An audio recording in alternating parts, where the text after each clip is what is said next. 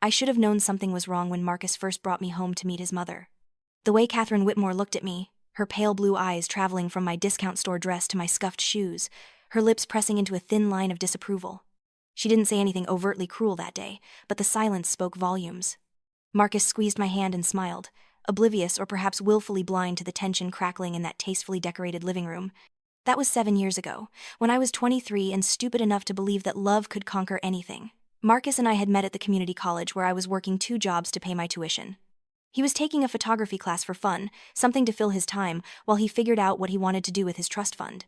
I was the girl behind the counter at the campus coffee shop, the one with tired eyes and perpetually paint-stained fingers from my art classes.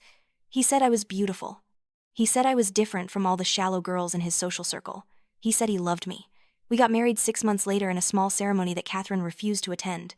She sent a card with a check for $500 and a note that read, "I hope you know what you're doing." Marcus assured me she would come around eventually, that she just needed time to adjust. I believed him because I wanted to, because the alternative was too painful to consider. The first year of our marriage was hard but manageable. We lived in a modest apartment in the city, and I continued working while Marcus tried his hand at various ventures that never quite took off. His photography studio lasted 3 months. The vintage clothing business folded after 6. The food truck never even made it past the planning stage. Each failure ate away at him a little more, and each time, Katherine's voice would echo through our apartment via speakerphone, dripping with disappointment and thinly veiled, "I told you so's!" Then Marcus's father died suddenly of a heart attack, and everything changed. Gerald Whitmore had been a buffer between Katherine and the rest of the world, a gentle man who tempered his wife's sharp edges. Without him, Katherine became untethered, her grief transforming into a bitter poison that she directed at everyone around her, but especially at me. Marcus inherited a substantial amount of money, but there were conditions attached. Katherine controlled the family trust, and she made it clear that Marcus would only receive his full inheritance if he met certain requirements. He needed to work in the family business, a real estate development company that his grandfather had built. He needed to maintain a certain standard of living. He needed to make his mother proud. And I, apparently, needed to be transformed into someone worthy of being a Whitmore. It started with small suggestions. Katherine would invite us to dinner at her sprawling estate and then spend the entire evening commenting on my appearance. My hair was too long, then too short. My clothes were too casual, then too formal. I didn't know how to properly set a table for a formal dinner. I held my wine glass incorrectly. I laughed too loudly. I was too quiet. Nothing I did was ever right, but it was all delivered with a smile, couched in terms of helpful advice from a concerned mother-in-law who only wanted the best for her son. Marcus would apologize afterward, would hold me while I cried, would promise that things would get better, but he never stood up to her, not once. When I begged him to set boundaries, to tell his mother that her behavior was hurtful, he would sigh and say that she was still grieving, that I needed to be patient, that family was important. He would remind me that we needed the money from the trust, that we couldn't afford to upset her. So I swallowed my pride and my pain, and I tried to become the daughter-in-law Katherine wanted. I took etiquette classes that she paid for, sitting in a room full of teenagers while a pinched-faced woman taught us which fork to use for salad. I let Katherine take me shopping for a new wardrobe, standing in dressing rooms while she critiqued every outfit, every curve of my body. I smiled and nodded and thanked her for her generosity, even as something inside me withered and died. After 2 years of marriage, I got pregnant. For a brief, shining moment, I thought this might be the thing that finally earned Katherine's acceptance. I imagined her softening, becoming the loving grandmother I had always wished for. Marcus was thrilled, talking excitedly about baby names and nursery colors. I let myself hope. Katherine's reaction was ice. She called me into her study, the same room where her husband used to work, and closed the door. She stood behind the massive oak desk, backlit by the window, and informed me that the timing was inappropriate. Marcus was just getting established in the company. A baby would be a distraction. She strongly suggested that I consider my options. It took me a moment to understand what she meant. When I did, I felt sick. She wanted me to have an abortion. She was asking me to terminate my pregnancy because it was inconvenient for her plans. I refused, of course. I walked out of that study with my hands protectively over my still flat stomach, and I told Marcus what his mother had suggested. He was horrified, or at least he seemed to be. He confronted Katherine, and there was a terrible argument that I could hear even from the car where I waited. When he came out, his face was flushed, and his hands were shaking. He said his mother had apologized, that she had been overwhelmed, that she hadn't meant it the way it sounded. I didn't believe him, but I wanted to, so I pretended I did. The pregnancy was difficult. I had severe morning sickness that lasted well into the second trimester, and I developed complications that required bed rest. I had to quit my job at the art gallery where I had finally found work, and suddenly I was completely dependent on Marcus and, by extension, Katherine.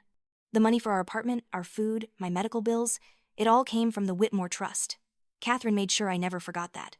She would visit me during the day while Marcus was at work, bringing expensive baby clothes and unsolicited advice.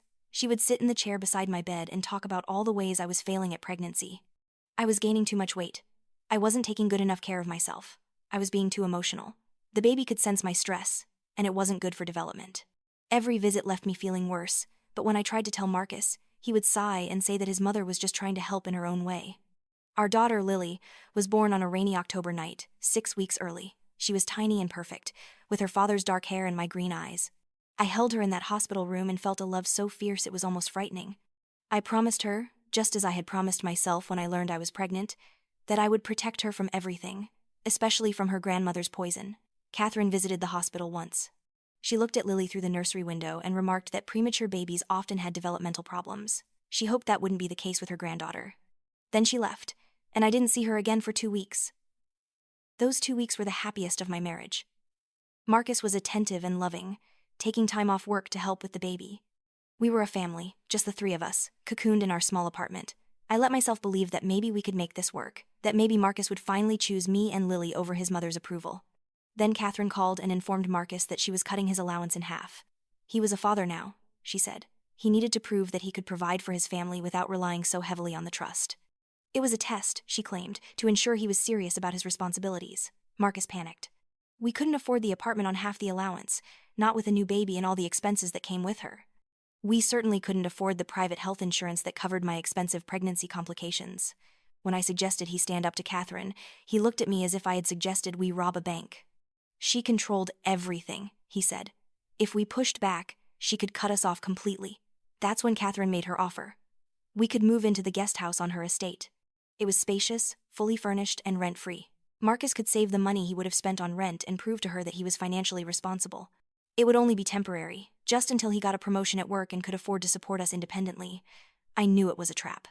I knew that moving onto Katherine's property would give her unlimited access to our lives, to Lily. But Marcus was desperate, and I was exhausted from caring for a newborn with no support system.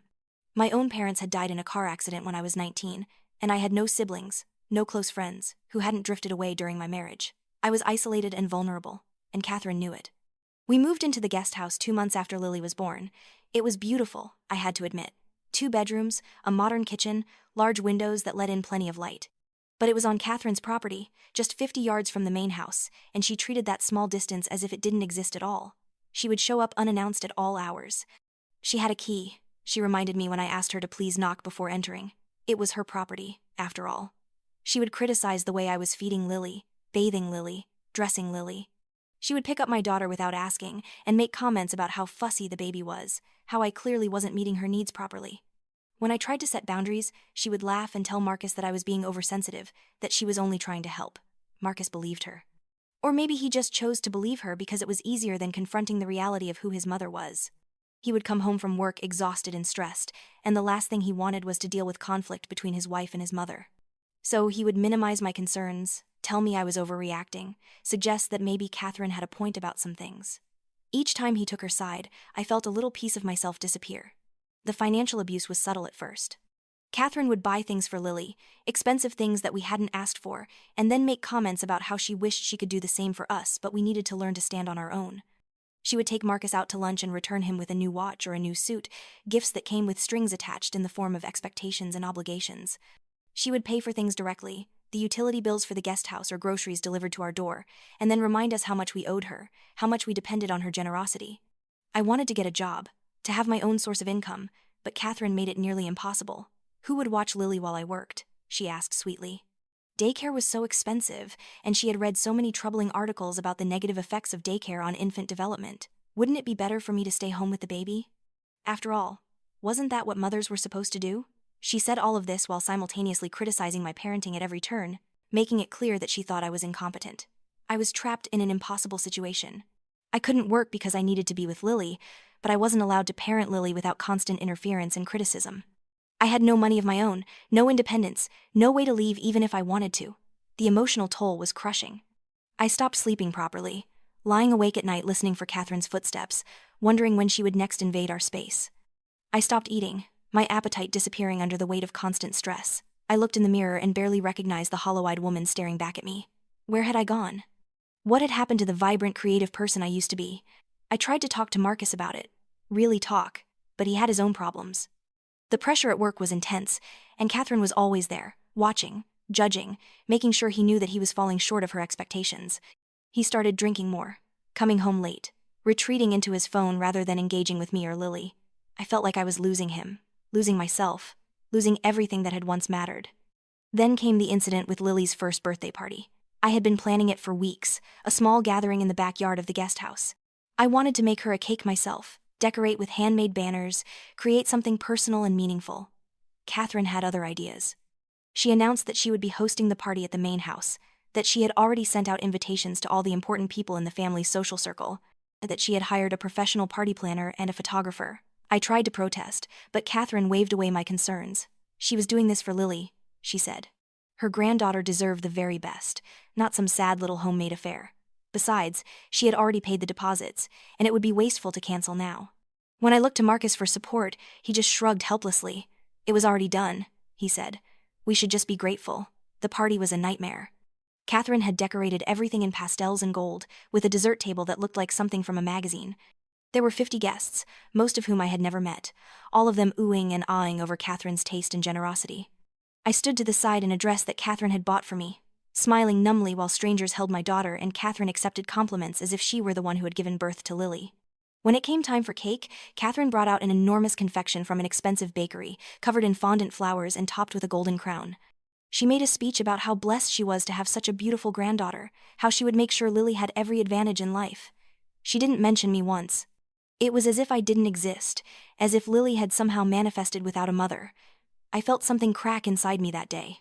I looked around at the lavish party, at my daughter being passed around like a doll, at Marcus standing next to his mother and beaming proudly, and I realized that I had disappeared. I had become invisible in my own life, erased by Katherine's need to control everything and Marcus's inability to stand up to her. That night, after all the guests had left and the caterers had cleaned up, I locked myself in the bathroom and cried until I made myself sick. I looked at my reflection in the mirror, really looked, and I hated what I saw.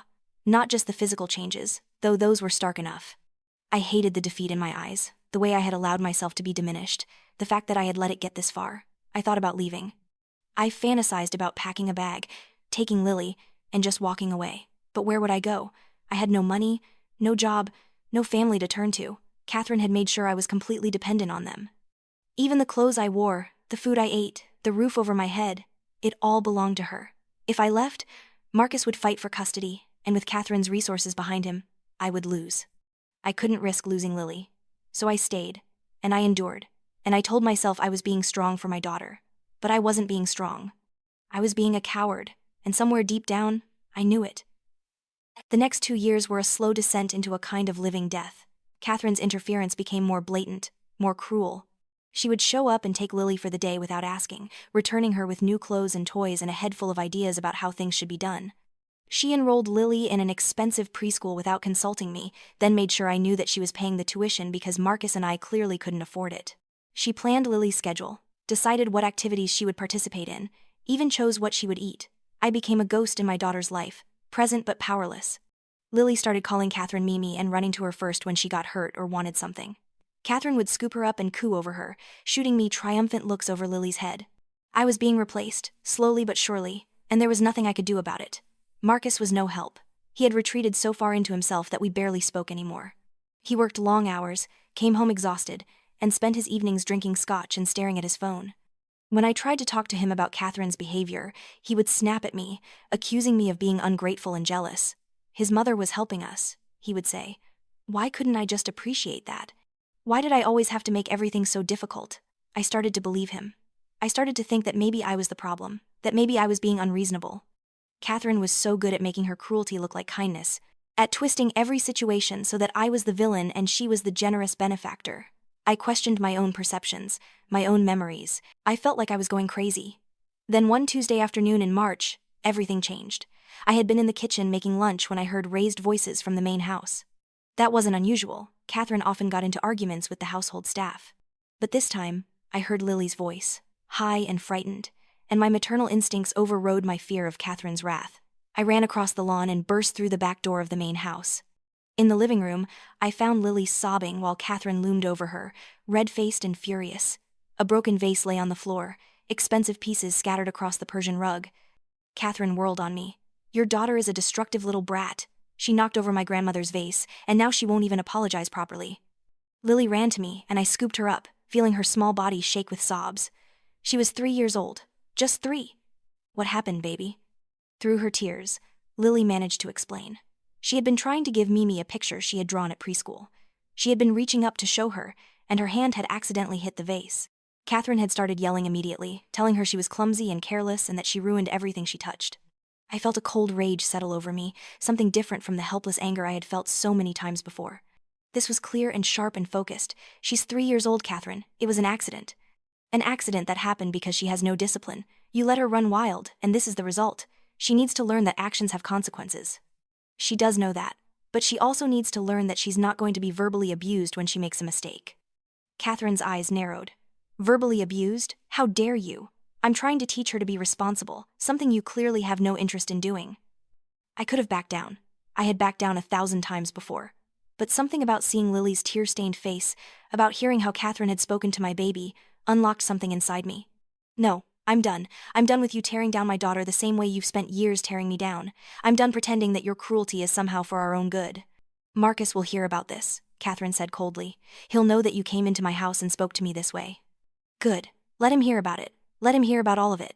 Because I'm going to start telling the truth now, Katherine, about how you've controlled every aspect of our lives. About how you've isolated me and undermined me at every turn. About how you've used money as a weapon to keep us dependent on you." Katherine's face had turned an alarming shade of purple. "Get out of my house! Get out right now!" I carried Lily back to the guest house, my heart pounding so hard I thought it might burst. I called Marcus at work, my hands shaking as I held the phone. I told him what had happened, told him that his mother had made Lily cry, that I had confronted her, that things couldn't continue this way. His response was exactly what I should have expected, but somehow still managed to shock me. "Jesus Christ, Andrea, what did you do? Mom just called me. She's threatening to cut us off completely. Do you have any idea what that means?" "I don't care what it means. She made our daughter cry, Marcus. She called her destructive and careless. She's 3 years old. Kids need to learn discipline. Maybe Mom was a little harsh, but you didn't need to make it into this huge confrontation. Now she's furious, and I have to deal with the fallout." Something inside me finally broke. Not cracked, not bent, but shattered completely. "You have to deal with the fallout?" "I've been dealing with your mother's abuse for 5 years, Marcus. 5 years of being told I'm not good enough, that I'm not smart enough, that I'm not a good mother. 5 years of being controlled and manipulated and made to feel like I'm worthless. And you have never, not once, defended me. That's not fair. I've always been caught in the middle." "There is no middle, Marcus. There's right and wrong. There's protecting your wife and daughter or siding with your abusive mother, and you've always chosen her." He was silent for a long moment. Then he said quietly, "I'll talk to her. I'll smooth things over. Just apologize to her, okay? Tell her you were emotional and you didn't mean it." "No." "Andrea, be reasonable." I said no. I'm not apologizing for protecting our daughter. I'm not apologizing for finally standing up to her. And if you can't support me in this, if you're going to side with her again, then I think we have a bigger problem than just your mother." He hung up on me. Actually hung up. I stood there staring at the phone, and for the first time in years, I felt something other than fear and despair. I felt clarity. I saw my marriage for what it really was, saw Marcus for who he really was. He wasn't going to change. He was never going to stand up to Katherine. He was never going to choose me. That night, after Lily was asleep, I sat at the kitchen table and made a list. I wrote down everything I would need to do to leave. It seemed impossible, overwhelming. But I kept writing. I needed a lawyer. I needed money. I needed a place to live. I needed a job. Each item felt like a mountain, but I wrote them down anyway. Then I opened my laptop and started researching. Domestic abuse resources, women's shelters, legal aid. I read stories from other women who had escaped controlling relationships, and I felt less alone. I learned about financial abuse, emotional abuse, coercive control. I learned that what Katherine had been doing to me had a name, and that it was recognized as a form of domestic violence, even though she had never raised a hand to me. I also started documenting everything. I created a private email account that Katherine and Marcus didn't know about. I began forwarding messages, saving texts, taking screenshots of bank statements that showed how Katherine controlled all our finances. I wrote down incidents with dates and details, creating a timeline of abuse. I took photos of the guest house, of my clothing, of everything Katherine had bought and now held over our heads.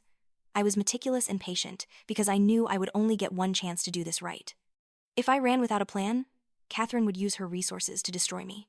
I needed ammunition, and I needed allies. The first ally I found was Sarah Chen, a lawyer who specialized in family law. I found her through a legal aid website and called from the parking lot of a grocery store, too paranoid to make the call from the guest house. She listened to my story without interrupting, and when I finished, she said something that made me cry.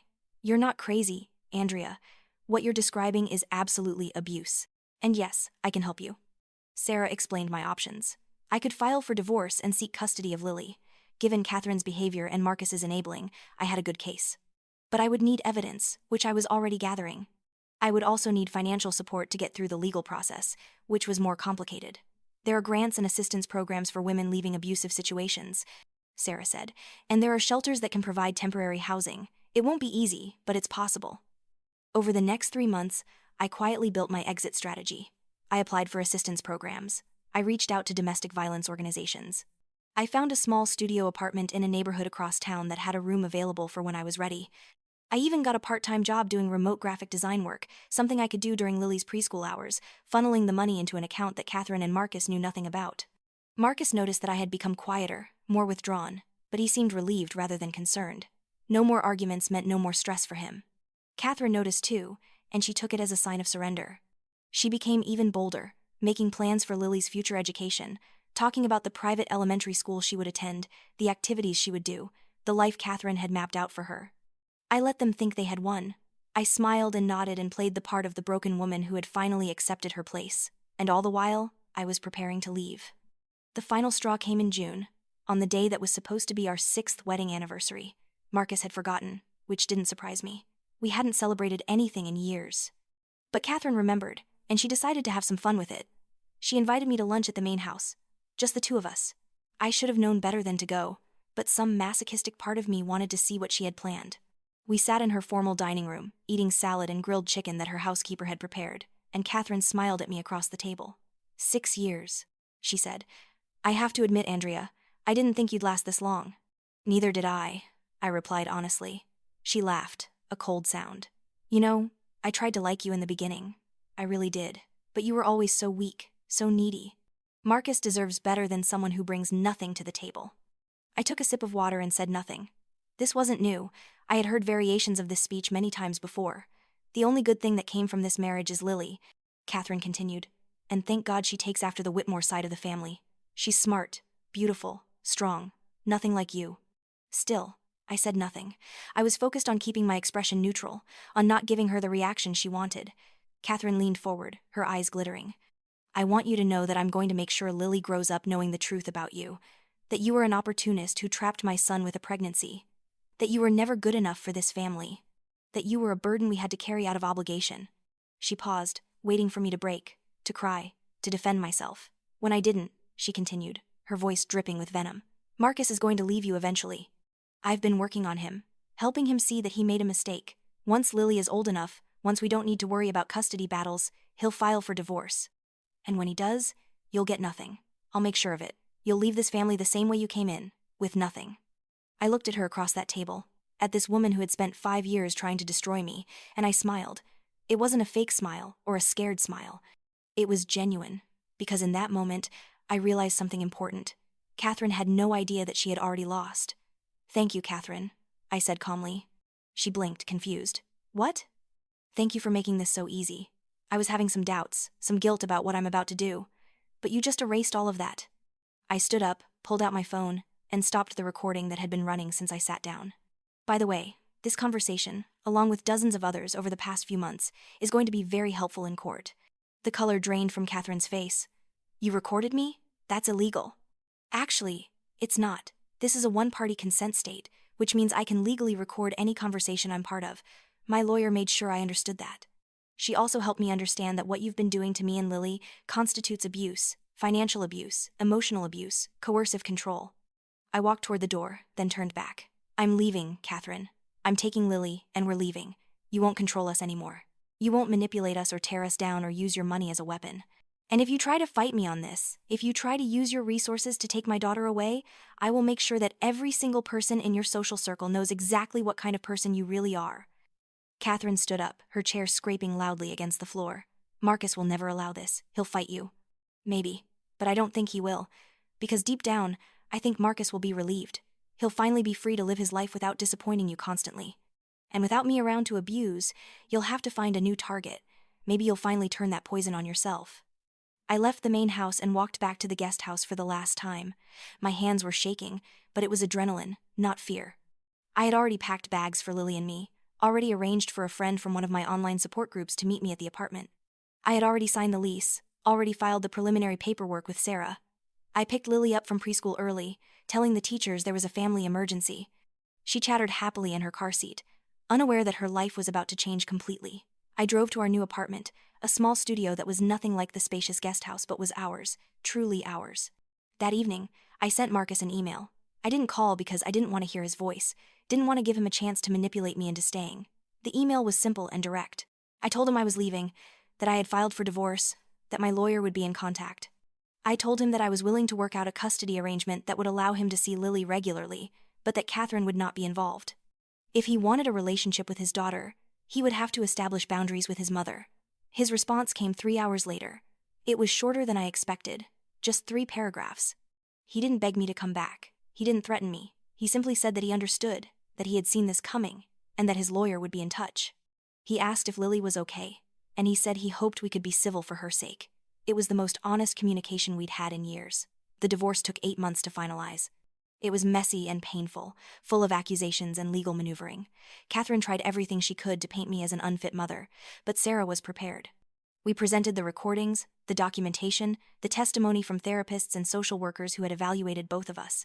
We showed the court exactly what life with Katherine had been like, and the judge was not impressed. In the end, I got primary custody.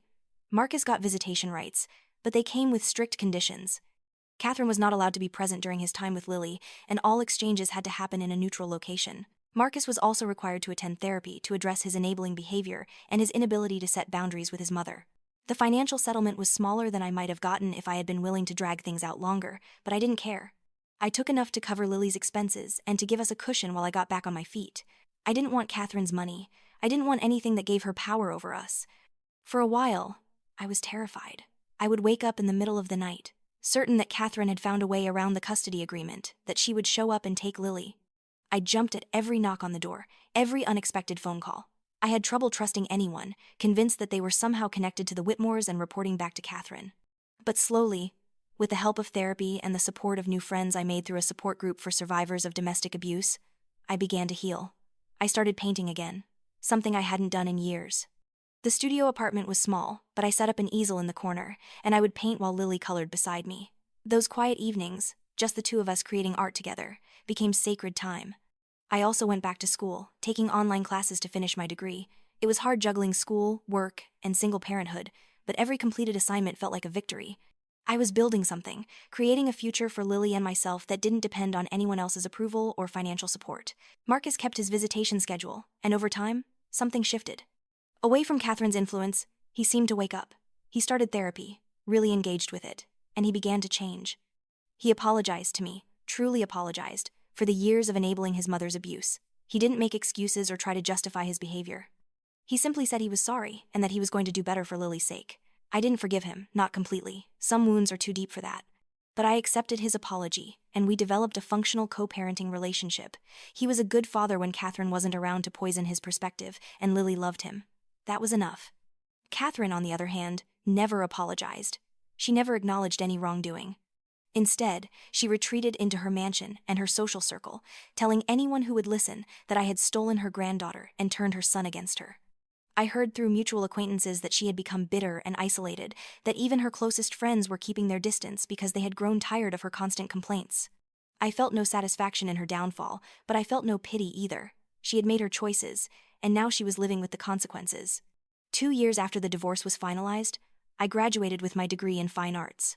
I walked across that stage with Lily, sitting in the audience next to Marcus, both of them clapping and cheering. It was a small moment in the grand scheme of things, but it felt monumental to me. I had done this. I had rebuilt my life from nothing, and I had done it on my own terms. The degree led to a job at a local art gallery, the same one where I had worked before Lily was born. The owner, Margaret, remembered me and was thrilled to have me back. I started as an assistant curator, helping to organize exhibitions and working with local artists. The pay wasn't spectacular, but it was enough to cover our expenses, and more importantly, I loved it. I woke up every morning excited about my work, eager to get to the gallery and immerse myself in art and creativity. Lily thrived in our new life. She was 5 now, bright and curious and full of energy. She loved her kindergarten class, loved having friends over to our apartment, loved the weekend trips to the park and the museum. She never asked about Katherine, never mentioned the main house or the guest house. Whatever memories she had of those early years seemed to have faded, replaced by happier ones. Marcus remarried when Lily was 6. His new wife, Jennifer, was a kindergarten teacher, with a warm smile and an easy laugh. I was nervous about meeting her at first, worried that she might be another Katherine in the making. But Jennifer was genuine and kind, and she treated Lily with affection and respect. She never tried to replace me or compete with me. She simply became another caring adult in Lily's life, which was exactly what my daughter needed. At Jennifer's suggestion, Marcus finally did what he should have done years ago. He set firm boundaries with Katherine. He told her that if she wanted to be part of his life, she needed to respect his choices and his family. That included accepting Jennifer, accepting the custody arrangement, and most importantly, accepting that she no longer had control over him. Katherine's response was predictable. She told him he was ungrateful, that after everything she had done for him, this was how he repaid her. She threatened to cut him out of her will, to disinherit him completely.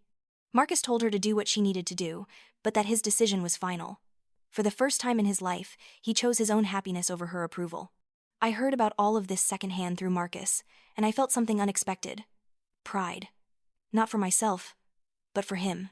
He had finally found the courage to break free, and while it had taken him far too long, while it had cost us our marriage and caused immeasurable pain, it was still a victory worth acknowledging. Katherine did cut him out of her will. She also stopped speaking to him entirely, refusing to take his calls or answer his messages. Marcus grieved the loss of his mother, not the woman she actually was, but the mother he had always wished she could be. Jennifer supported him through that grief, and slowly, he came to terms with the fact that Katherine was never going to change. As for me, I continued to build my new life piece by piece. 3 years after starting at the gallery, I was promoted to head curator. I organized a major exhibition featuring female artists who had survived domestic violence, using their art to process their trauma. The exhibition was a massive success, drawing crowds and media attention. Several of the artists sold pieces, and we donated a portion of the proceeds to local domestic violence shelters. I also contributed my own work to the exhibition. A series of paintings I had done during those dark years with Katherine, images that captured the feeling of being trapped, of losing yourself, of fighting to survive. I hadn't looked at those paintings in years, had kept them hidden in a closet because they were too painful to confront. But exhibiting them, sharing my story through art, was incredibly cathartic. One of the visitors to the exhibition was a man named David Chen, a therapist who specialized in trauma recovery. He approached me during the opening reception and told me how moved he was by my work. We talked for hours that night, and I found myself telling him things I had never told anyone, not even Sarah or the women in my support group. David understood in a way that few people could. His own mother had been emotionally abusive, and he had spent years working through that trauma. He didn't try to fix me or offer empty platitudes. He simply listened, and he shared his own story, and we connected over the shared experience of surviving families that were supposed to love us, but instead tried to destroy us. We started dating slowly, carefully. I was terrified of repeating my mistakes with Marcus, of missing red flags or ignoring my instincts, but David was patient. He understood my need to take things slowly, to maintain my independence, to keep Lily protected from any potential harm. He met her for the first time 6 months into our relationship, and it was just coffee and a walk in the park, nothing heavy or serious. Lily liked him immediately, charmed by his terrible jokes and his willingness to push her on the swings. A year later, David proposed. He did it in the gallery, surrounded by art and beauty, in front of the painting I had created about breaking free from Katherine's control. It was titled Emergence, and it showed a woman walking out of darkness into brilliant light, her shadow falling away behind her. I said yes, but I also had conditions. We would both keep our own bank accounts. We would make major decisions together, but I needed to maintain my autonomy. If I ever felt controlled or manipulated, I needed to be able to speak up without fear of retaliation. David agreed to all of it without hesitation. He understood that my boundaries weren't about not trusting him. They were about honoring the hard-won lessons I had learned about protecting myself. We got married in a small ceremony at the gallery, with Lily as our flower girl and Marcus and Jennifer in attendance. Sarah came, and Olivia Chen, David's mother, who had become like a surrogate grandmother to Lily. Margaret from the gallery was there, and the women from my support group, and the artists I had worked with. It was intimate and meaningful, a celebration of love and healing surrounded by people who had supported us through the hardest times. Katherine was not invited, and I didn't feel guilty about that. She had made her choices, and this was mine. I was protecting my peace, my joy, my family. That wasn't cruelty. It was self-preservation. Lily was 8 when she asked me about Katherine for the first time in years. We were making dinner together, one of our favorite rituals, when she suddenly said, "Mom, why don't I see Mimi anymore?" I had known this conversation was coming eventually. I put down the vegetables I was chopping and sat down at the table, pulling Lily into my lap. "Do you remember Mimi?" I asked gently. Lily scrunched up her face, thinking. "A little bit. She lived in a big house. She was kind of scary." "She was scary sometimes," I agreed. "Mimi wasn't very nice to us," she said, and did things that were hurtful, and I had to make a decision to keep us safe. So we left. "Did she hurt you?" The question was so direct, so innocent, that it took my breath away. "Yes, baby. Not with her hands, but with her words and her actions. She made me feel small and worthless, and she started treating you the same way. I couldn't let that continue." Lily was quiet for a moment, processing. Then she wrapped her arms around my neck and squeezed tight. "I'm glad we left. I like our life now." "Me too, sweetheart, me too." That conversation stayed with me for days. I thought about how different Lily's life was now compared to what it would have been if I had stayed. She was growing up confident and secure, knowing she was loved unconditionally. She had boundaries and respect and a voice that was heard and valued. She would never accept the kind of treatment I had accepted, because she was learning from the very beginning that she deserved better. That was my greatest victory, I realized. Not escaping Katherine, not rebuilding my career, not finding love again with David. My greatest victory was breaking the cycle. Lily would never have to unlearn the lessons of abuse and control because she was never going to learn them in the first place. 5 years after the divorce, I received a letter from Katherine's lawyer. She had suffered a stroke and was in declining health. She wanted to see Lily before she died, wanted a chance to make amends. The letter was formal and carefully worded, and it made no mention of me beyond noting that as Lily's mother, my permission would be required for any visit. I read the letter 3 times, feeling a complicated mix of emotions. Part of me, the part that was still wounded and angry, wanted to refuse immediately. Katherine had never apologized, never acknowledged her abuse. Why should she get to see Lily now, at the end, when she had spent years trying to destroy us? But another part of me, the part that had done years of therapy and healing work, wondered if this might be important for Lily's sake, not for Katherine's peace of mind, but for Lily's future. Would she someday resent me for keeping her from her grandmother? Would she wonder what Katherine might have said or done if given one last chance? I talked to David about it, and to Sarah, and to my therapist. I talked to Marcus, who was surprisingly emotional about his mother's illness despite their estrangement. And finally, I talked to Lily herself, in age-appropriate terms, explaining that her grandmother was very sick and wanted to see her. Lily was 10 now, old enough to have some say in the decision. "Do you want to see her?" I asked. She thought about it seriously. "Will you come with me?" "If you want to go, I'll absolutely come with you. I won't leave you alone with her." "Then okay. I guess we should go." The visit was arranged for the following week at the rehabilitation facility where Katherine was recovering from her stroke. Marcus would be there too, and Jennifer. David offered to come as well, but I thought that might be too much, too overwhelming. When we arrived, Katherine was in a wheelchair in the facility's garden, a blanket across her lap despite the warm weather. She looked small and frail, nothing like the imposing woman who had terrorized me for so many years. Her face drooped on one side from the stroke, and her hands shook slightly as they rested on the wheelchair arms. Lily held my hand tightly as we approached. Katherine's eyes fixed on her granddaughter, and something flickered in them. Emotion, longing, regret maybe. It was hard to tell. "Lily," Katherine said, her voice slurred but understandable. "You're so big now." "Hi," Lily said quietly, pressing closer to my side. Marcus stood behind his mother's wheelchair, his expression unreadable. Jennifer stood beside him, her hand on his shoulder in support.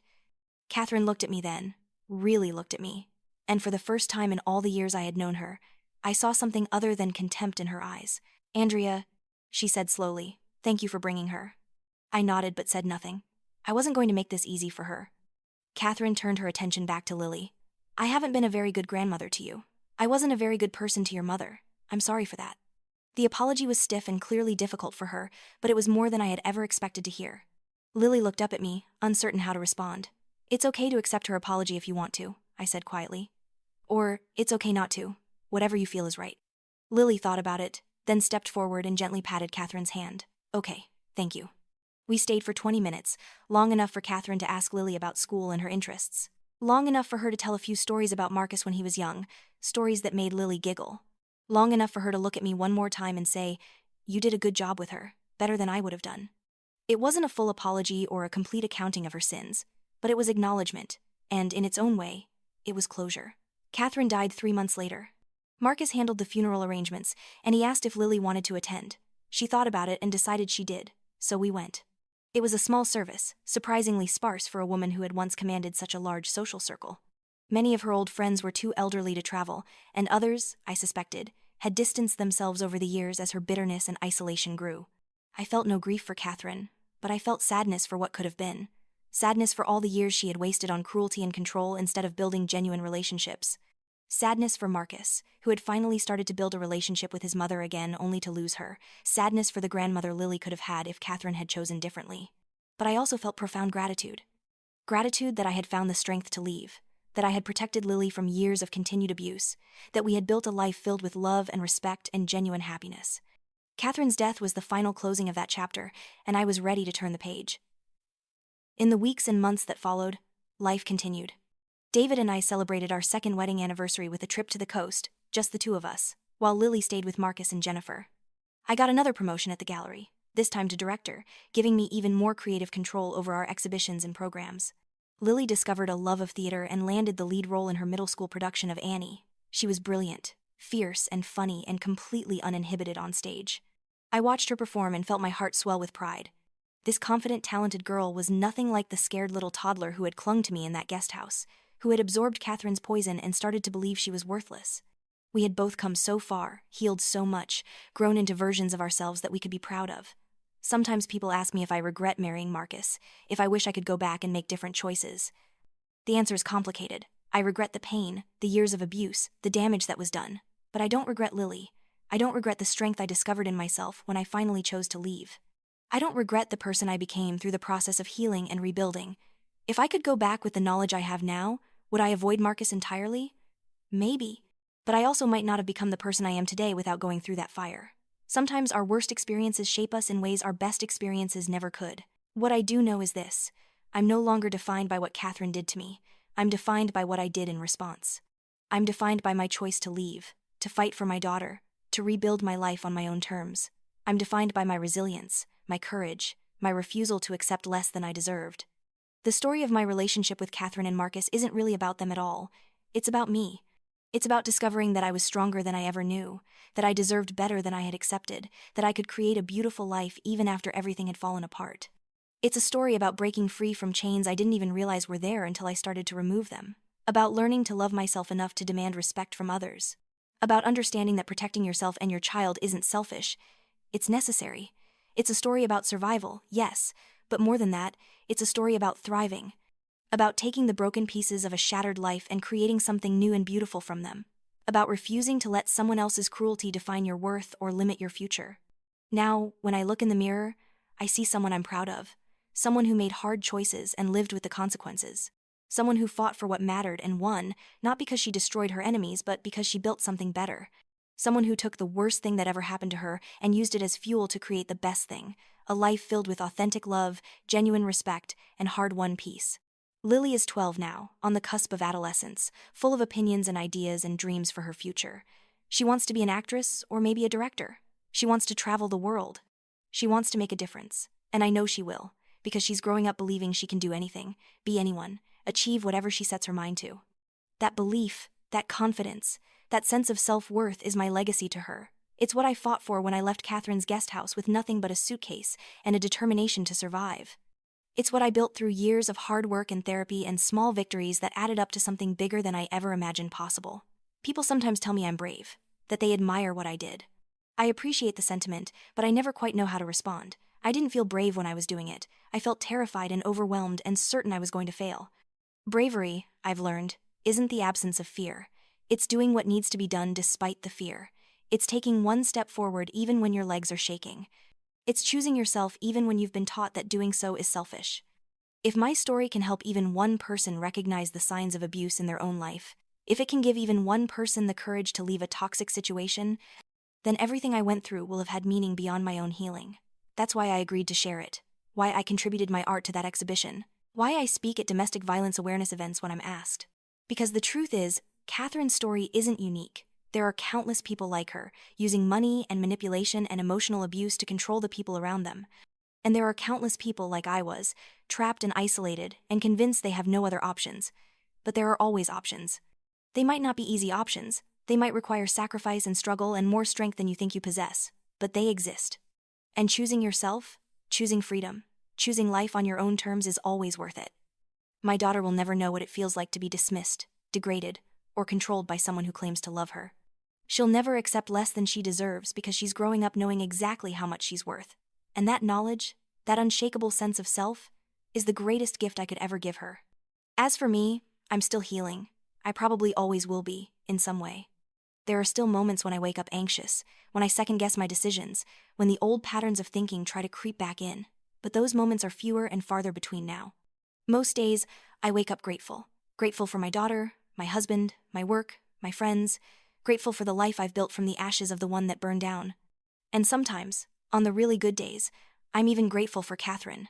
Not for what she did to me, but for what she inadvertently taught me. She taught me what I didn't want to be. She taught me the importance of boundaries and self-respect.